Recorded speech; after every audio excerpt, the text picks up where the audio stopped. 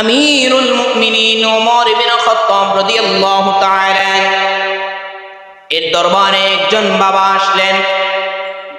বাবা আসার পরে বিচার দিলেন, ওগো আমিরুল মুমিনিন ওমর ইবনে খাত্তাব, আমার সন্তান আমাদের ভরণ পোষণ দেয় না, আমাদের ভরণ পোষণ দেয় না। কি বললেন? ভরণ পোষণ ন দেয় অনেক সন্তানে। খেয়াল করেন,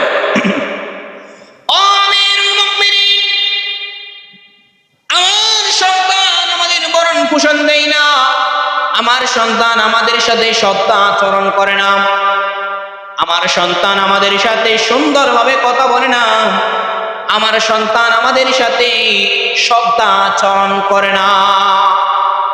বলেছে কে? ওমরের দরবার আসার পর বলতেছে।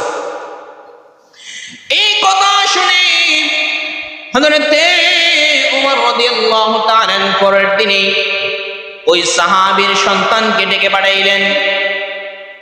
ডেকে পাঠার পরে সন্তানের ঘরের মধ্যে ওই সন্তানকে ওই সাহাবীকে হযরত ওমর ইবনে খাত্তাবের দরবারে নিয়ে আসলেন।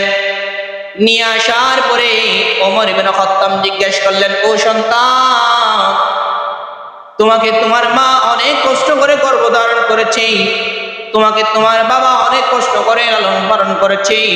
আল্লাহ তো আদেশ দিয়েছে তুমি তোমার মা বাবাকে ভরণ পোষণ দাও, তোমার মা বাবার সাথে সৎ আচরণ করো। তাহলে তুমি নবীর সাহাবী হইয়া কেন তোমার মা বাবার সাথে তুমি কেন সৎ আচরণ করছো না? কার কাছে বিচার দিল? ওমরের কাছে। কথা কি বুঝতেছেন? কার কাছে বিচার দিল? ওমরের কাছে। ওমর তো মাথা গরম মেজাজি। এই কথা বলার পরে পরক্ষণে সন্তান ডাক দিয়ে বলতেছে, উঠে গেল বসা থেকে, ও আমিরুল মুমিনিন, তোমার আল্লাহ যেমন ভাবে আমাকে বানাইলো, তোমার আল্লাহ যেমন ভাবে তোমাকে বানাইলো, তোমার আল্লাহ যেমন ভাবে আমার বাবাকে বানাইলো, আমার প্রতি আমার বাবার যেমন কর্তব্য দিল, আমার উপরে যেমন আমার বাবার কর্তব্য দিল, আমার থেকে যেমন তারা শ্রদ্ধা আচরণ পাবে, আমার থেকে যারা তেমন ভাবে হক পাবে, ঠিক তদ্রূপ পাবে আমার আল্লাহকে এটা আদেশ দেয় নাই সন্তান ভূমিষ্ঠ হওয়ার পরে মা বাবার উপর কি কোনো দায়িত্ব দেয় নাই? ইয়া আমিরুল মুমিনিন, ফেস লাগাইয়ে না, খেয়াল করেন কি বললো? ও আমিরুল মুমিনিন, তুমি বলতেছো আমার থেকে আমি আমার বাবার থেকে সৎ আচরণ, আমার বাবার সাথে সৎ আচরণ করবো, মা বাবার সাথে সৎ আচরণ করবো, এটাই নাকি শুধু? আমার মা বাবা কি আমার মা বাবার উপর কি আমরা কোনো হক পাই না?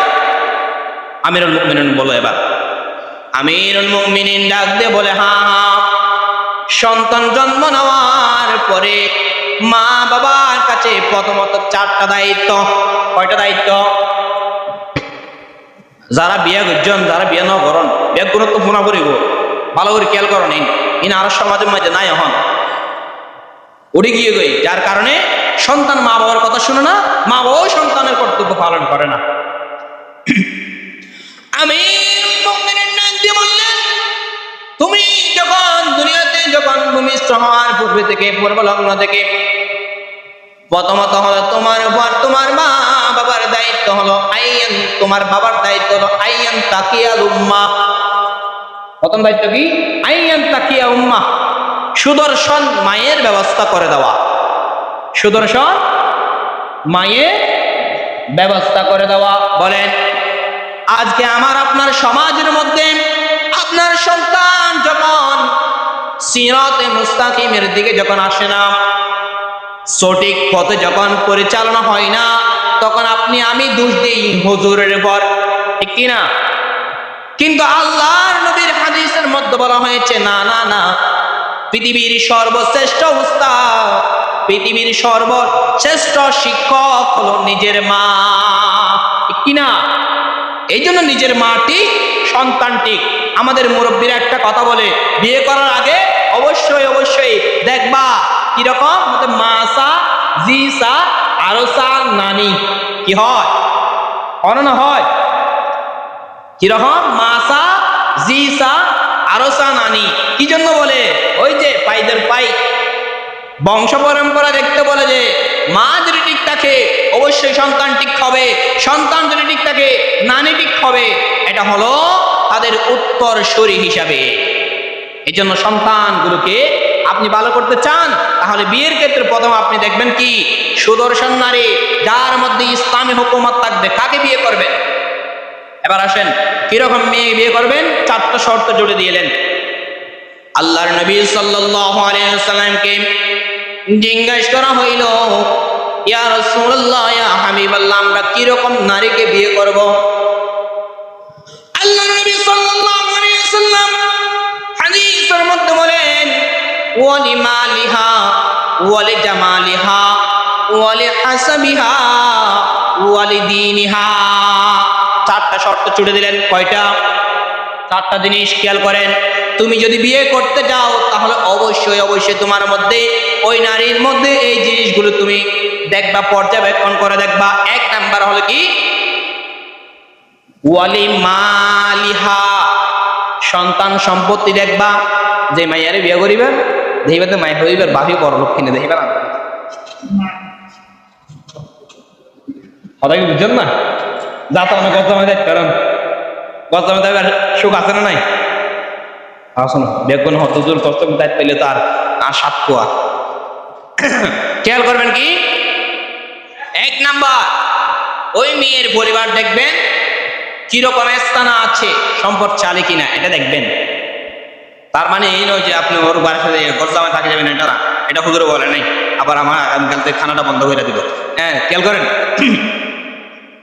পরবর্তী কি ওয়ালি জামালিহা, 2 নাম্বার জিনিস হলো, 2 নাম্বার জিনিস দেখবেন আপনি, সেটা হলো কি মেয়ের সৌন্দর্য দেখবেন। মেয়ের কি দেখবেন? সৌন্দর্য দেখবেন।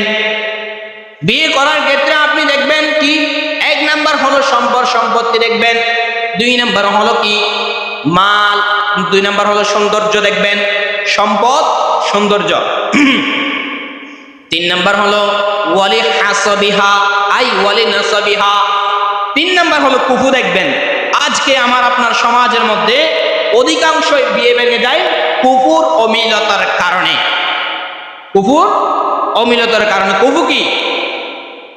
আপনি আজকে বিয়ে করতে গেলেন, বিয়ে করতে যাওয়ার পূর্বে আপনি দেখতেছেন যে যে মায়াটার বিয়ে করবেন সে হলো কোটিপতি, সে হলো কোটিপতি।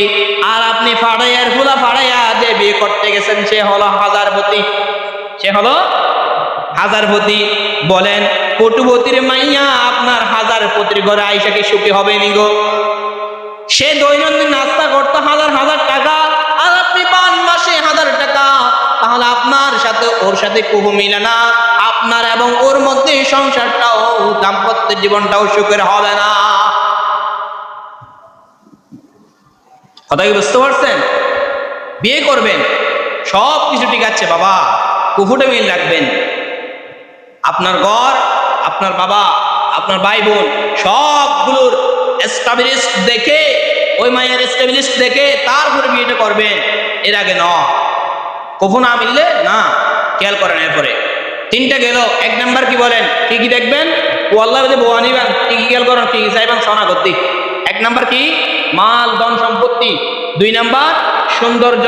3 নাম্বার কি? নসব। 3 নাম্বার কুহু মিলে কিনা দেখাইবেন, অনাল্লিতার মিল আছে কিনা চাইবেন, তাহলে 3 নাম্বার গেল। 4 নাম্বার কি? 4 নাম্বার হলো ওয়ালিদিনিহা, ধার্মিক জ্ঞান আছে কিনা দেখবা বাবা। ধার্মিক জ্ঞান নাই তাহলে কি? আল্লাহ নবী বলেন এই 3টা জিনিসও আছে, ধার্মিক জ্ঞানও আছে, তাহলে তুমি ধার্মিক জ্ঞান যার মধ্যে আছে দিনদারিতাকে প্রাধান্য দিবা। দিনদারিতে যার মধ্যে আছে তাকে কি দিবা? প্রাধান্য দিবা। কথা কি বুঝতে পারছেন? দিনদারিতে প্রাধান্য দিতে হবে। ধন সম্পত্তি দেখলেন, বিয়ে করলেন, 2 দিন বইয়া মাইয়া যাবে আরেকজনের লেগা। কথা খেয়াল করেন। এবার আসেন প্রথম নাম্বার, ওই যে ওমর বলছিল কি আইয়ান্তাকিয়াল উম্মাহ, ওমর আমার প্রতি কি আমার মা বাবার কোনো কর্তব্য নাই? তারা বলতেছে কি আবার ওমর রাদিয়াল্লাহু তাআলা বলেন হয়তো না, প্রথমতম কর্তব্য হলো তোমার মা বাবাকে, তোমার বাবার প্রথম কর্তব্য হলো তোমার জন্য একজন সুদর্শন মায়ের ব্যবস্থা করে দেওয়া। এর ব্যবস্থা করে দেওয়া, মায়ের ব্যবস্থার লেগে, মায়ের ব্যবস্থা যে করবেন চারটা জিনিস দেখে। কি কি? মা, সৌন্দর্য, বলেন না এরপরে কি? কুফু, এরপরে কি? দিন। এই তিনটি না থাকলেও দিনদারিতাকে প্রাধান্য দিবেন, তিনটি থাকলেও দিনদারিতাকে প্রাধান্য দিবেন, তাহলে আপনার জীবনটা, আপনার দাম্পত্য জীবনটা সুখে রূপান্তরিত করে দেবেন একজন। তিনি কে? অনসায় যে মায়া বাবা নামাজ না পড়ে, যে মায়া বাবা কোরআন শরীফ পড়ে না পারে, এবার গড়তে শান্তি সুখ আইব বলে অনুমান করেন না, মনে হয় তো। আচ্ছা, এই দিন লম্বা আলোচনা কেন যায়। এবার ওমর ডাক দিয়ে বললেন প্রথম নাম্বার কর্তব্য আইয়ান তাকিয়াল উম্মাহ, তোমার জন্য সুদর্শন মায়ের ব্যবস্থা করে দেওয়া। 2 নাম্বার দায়িত্ব হলো তুমি যখন জন্মগ্রহণ করবা, তুমি জন্মগ্রহণ করার পরে ওয়ায়ুহসিনু ইসমুহু,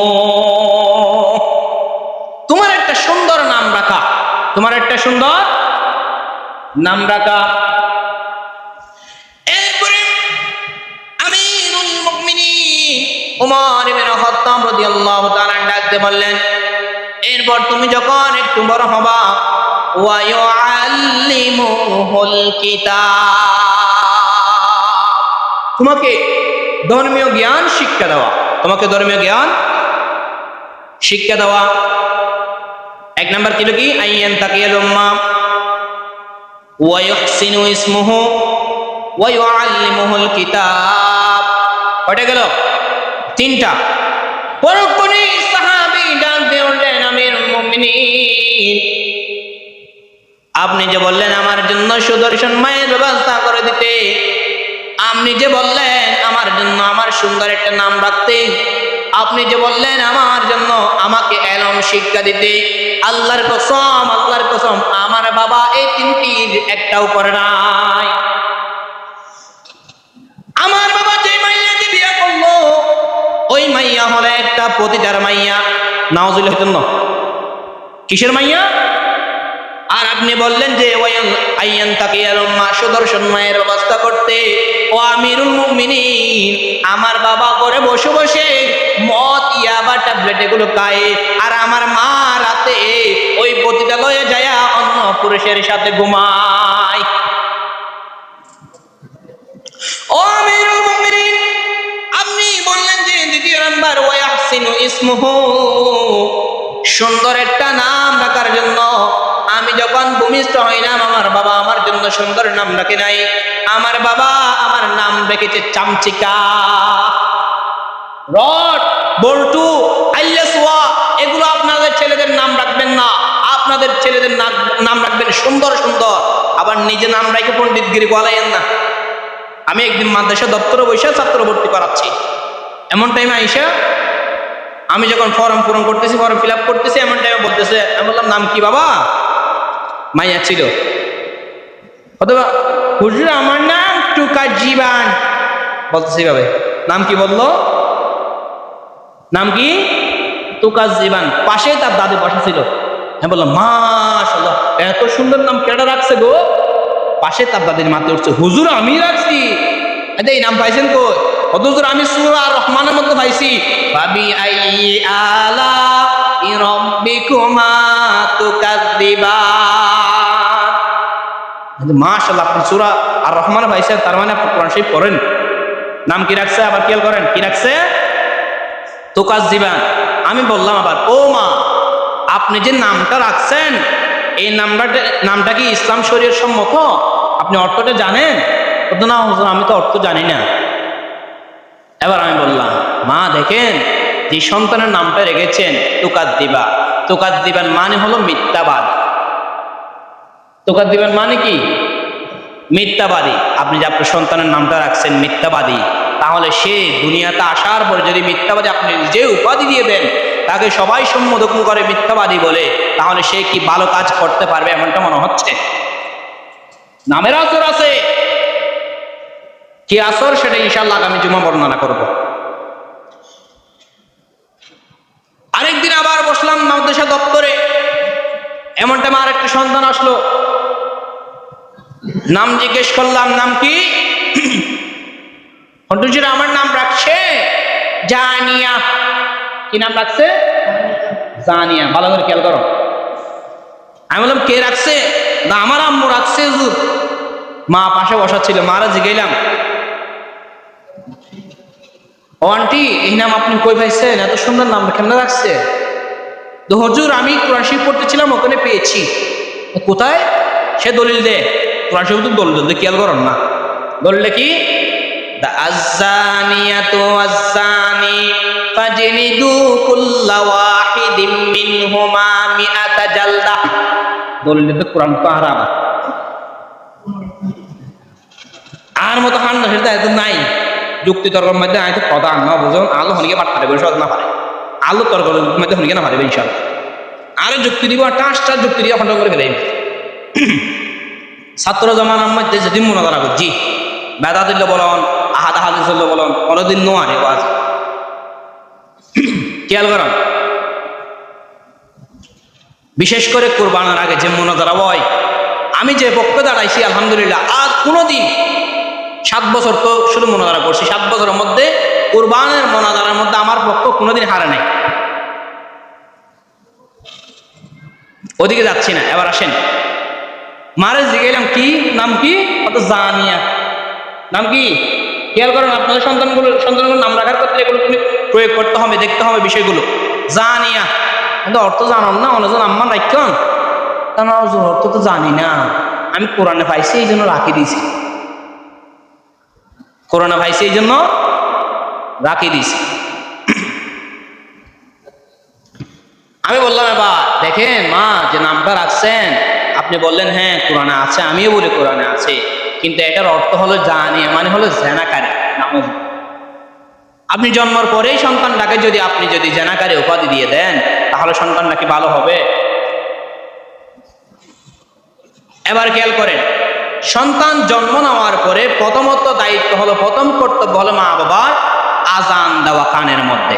কি দেওয়া? আজান দেওয়া। কিন্তু আড়াইয়ান নগরী হন বর্তমানে আমরা করি কি, সুন্দর করে যে অবস্থা হয়েছে সুন্দর করে একটা ফটো তুলবো, ফটো তুলে ফেসবুক শরীফের মধ্যে আপলোড দিয়ে দেবো, ঠিক কিনা?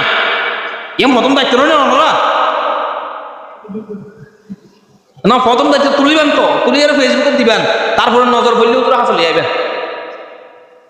হুয়া যখন 2 দিন পরে চেয়ারা জানে ইকে যাবে, তার হুজুর হাসা নিবেন, হুজুর আমার সাথে তো একটু নজর পড়ছে। সন্তান জন্মের পরে কোনোদিন ভাই সন্তানের যদি উজ্জ্বল ভবিষ্যৎ কামনা করেন, আপনার সন্তান 1 বছর পূর্ণ হওয়ার আগে ফেসবুকের মধ্যে আপলোড দিবেন না। মানুষের নজর মারাত্মক নজর, মানুষের নজরের মতো খারাপ জিনিস দুনিয়াতে নাই। 2 নম্বর কর্তব্য, জন্মের পরে সুন্দর একটা নাম রাখিবেন। 3 নম্বর কর্তব্য, ওয়াহনিকু তাহনিক করাবেন। কি করাবেন? তাহনিক জানেন না? তাহনিক সুন্দর করে বুজুর হাসল হয়ে যাবেন। ইবা নিজের গালে সাবাইয়ের একটা খেজুর অত মধু জাতীয় জিনিস আপনার ছেলের মুখের মধ্যে দেবে। অনেক লম্বা আলোচনা, ইনশাআল্লাহ আমরা ধারাবাহিক আলোচনা করার চেষ্টা করব। যে সমস্ত আলোচনা করেছি সর্বপ্রথম আমি এবং আপনাদেরকে বুঝে আমল করার তৌফিক দান করুক। সন্তানের নাম রাখার ক্ষেত্রে হুঁশিয়ার, সন্তানের নাম রাখার ক্ষেত্রে খুবই যাচাই বাছাই করে নামগুলো রাখবেন। আল্লাহ তাআলা আমাদের বোঝার তৌফিক দান করুক। আসসালামু আলাইকুম ওয়া রাহমাতুল্লাহ। যারা সুন্নাত